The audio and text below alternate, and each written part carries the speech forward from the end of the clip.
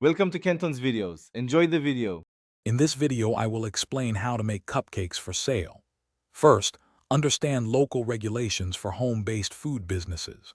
You'll need to secure permits and licenses, like a food handler's permit, to operate legally. Also, consider business insurance for protection. A solid business plan detailing your target audience and pricing is crucial for a successful start. This foundational work ensures your delicious cupcakes can reach customers safely and legally. Next, let's focus on the baking itself. Always use high-quality ingredients. They truly make a difference in taste and texture. Experiment to develop unique recipes or perfect classic ones that will delight your customers. Consistency is key, so ensure uniform portioning for every cupcake. Mastering your baking techniques from mixing to frosting guarantees a consistently delicious product that keeps customers coming back for more.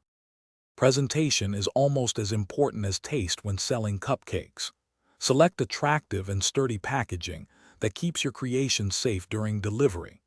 Integrate your brand's logo and colors into the packaging for a professional and memorable impression.